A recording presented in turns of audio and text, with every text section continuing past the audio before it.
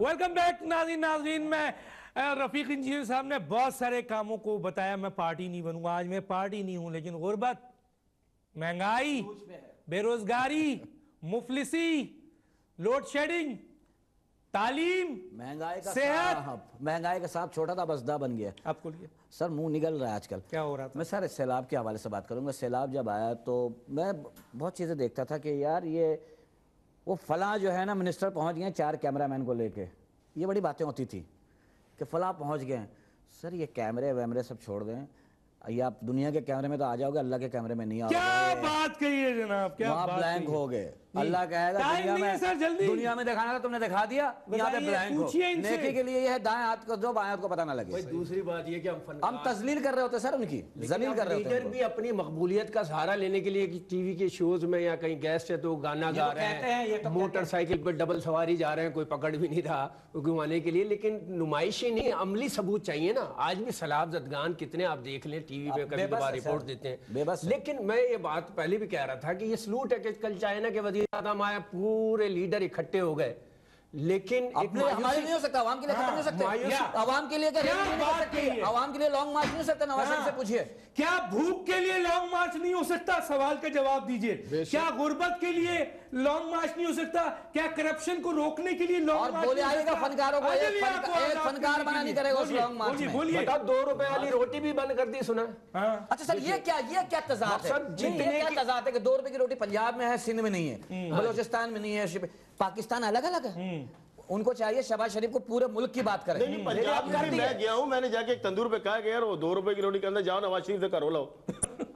हाँ, इस तरह मुझे कहा कि आप वहां से लो यार, साढ़े को आटा नहीं। साहब होना ये चाहिए था 10 रोटी जितने की आती है पहले उतने का बच्चे का सूट आ जाता था। जो आप एहतजाज कर रहे हैं, हम भी यही गुज़श्ता 2.5 साल से कर रहे हैं। वो तो बेचारे कह रहे हैं कि मुझे होना चाहिए उस साइड पे, मुझे उस साइड पे होना चाहिए। बड़ा काम किया है इनके दौर में, आवाम को माहौल मिला, क्या करें? इनके दौर में आवाम को फायदा है। उनके भी दौर में 6 रुपए किलो आटा था उस वक्त जब नवाज शरीफ साहब पहली दफा है, तो अचानक फिर 27 हो गया और मुस्तहकम हुई 11-12 रुपए पे, यानी 6-7 रुपए उस वक्त। लेकिन ये मैं बात कहूंगा नवाज शरीफ साहब को कि ये हम सब कहेंगे कि सर छुपाने के लिए उन्होंने हमें हेलमेट जरूर दे दिया था। मैं माफी के साथ कहूंगा कि मोटरसाइकिल का इतना डर नहीं था जितना हेलमेट को सर छुपाने के लिए। देखिए सैलाब बिलखुसूस हर डिस्ट्रिक्ट में, इवन सिंध में भी हम सैलाब हमें नहीं मॉडल बस्तियां बना रहे हैं। कैसे की हुकूमत, लेकिन सुकून था। सुनते अच्छा है वो, सुनते अच्छा है। मुशर्रफ साहब को आप लोग कभी हमें गाना गाना पड़े तो तबले पे संगत करते हैं। अच्छा, इसलिए नहीं सुनते बहुत अच्छा है। उनके दौर में आप देखें थोड़ी बहुत पोजीशन तो बेहतर इन लोगों से बेहतर थी। नाज़रीन एक क्लिप देखते हैं अब, क्योंकि वक्त खत्म हो रहा है। क्लिप देखते हैं, देखिए, आप सब कोई देखें, हम भी देखते हैं, आप भी देखें। पीपल्स पार्टी का कोई लीडर ना कोई चीज कोई यहाँ नहीं आया है। ये सिर्फ दिखावे के हैं, वोट मांगने आते।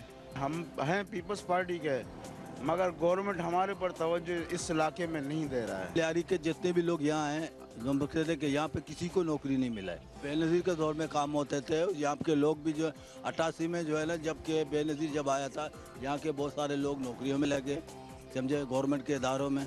उसके बाद जो है ना, जबकि बेमोहतरमा चला गया तो उसके बाद किसी ने पूछा नहीं कि इस इलाके में लियारी में के नुरमत विलेज में तो ये जो डिफेंस में बैठे हुए आके देखते भी नहीं है, गरीब मर रहे, क्या कर रहे हैं, सही नौकरियां लेते पैसे से। पीपल्स पार्टी के गवर्नमेंट तो बुनियादी तौर पर जो जीतती है 2 इलाकों से, एक मलिर और लियारी, लेकिन यहाँ के लोगों को इग्नोर किया जा रहा है इस टाइम। 3 साल दौर में सदर साहब ने भी कहा था कि मैं लियारी का विजिट करूंगा, लेकिन वो नहीं है, वो भी वादा वफा नहीं कर सके। हमने वोट दिए, हमको नौकरियां नहीं मिले भाई। हमने कितने वोटे दिए पीपल्स पार्टी वालों को, लेकिन नौकरियां नहीं मिले। हम लोग वही गैरेज में कुआर है। हुकूमत का बंदा कोई नहीं आता है, कोई पूछता नहीं है इधर आके हम लोग से भी तुम लोग कैसा है, क्या है क्या नहीं है। नबील कबूल तो यहाँ का आ सकता ही नहीं है। यहाँ पे लियारी के अंदर अब ड्रोन ही नहीं लगा रहा है। वो रात दिन एक किया पीपल्स पार्टी के पीछे, लेकिन नौकरी किसी ने नहीं दिया। वो अपनी नींदें खराब किया, अपने वक्त ज़ाया किया, लेकिन नौकरी अभी तक मिला नहीं है। मैं एक अच्छा बॉक्सर था, पाकिस्तान की इतने खेले इंटरनेशनल बॉक्सरों में खुद हमारे नौकरी से निकाल दिया। क्यों निकाल दिया, वजह क्या निकाल दिया? यहाँ पर कोई पीपल्स पार्टी का बंदा नहीं आता है। लियारी के लोग ऐसे ही लावारिस पड़े हुए। लियारी में तो ऐसा है कि नौकरी तो है ही नहीं, और कोई बंदा आया ही नहीं है गवर्नमेंट का, कोई भी नहीं है। कुछ लोग रोजगार मांगते हैं, सब बेरोजगार हैं यहाँ पर, किसी के पास रोजगार नहीं है। नबील साहब को तो हम लोग भूल गए, नबील साहब तो MNA हैं लियारी के, लेकिन सिर्फ डिफेंस वालों के लिए, लियारी वालों के लिए कुछ नहीं कर रहे हैं। पिछले 30 साल के अंदर PP ने सिर्फ एक चीज़ दिया है इस लियारी के बंदों को, बलोचों को, पूरे कराची के अंदर बदनामी। जरदारी साहब की हुकूमत जाएगी और नवाज शरीफ साहब की हुकूमत आएगी तो कोई फायदा नहीं है, कोई इम्प्रूवमेंट आनी नहीं है। नवाज शरीफ के आने से मुल्क पे कोई फ़र्क नहीं पड़ेगा। नवाज शरीफ साहब ने तरक्की की हद तक तो कुछ नहीं किया था, सिर्फ जो है ना ज़बानी जमा खर्च था। यहाँ पे तो जो भी आता है मतलब भरा वही आता है, और जो आते ही मतलब कि अपनी वो सियासत चमकानी शुरू कर देता है, सियासी दुकान चमकाते हैं, चाहे नवाज शरीफ हो या जरदारी साहब हो, कोई भी हो। डॉक्टर दानिश को इजाजत दीजिए, अल्लाह हाफिज।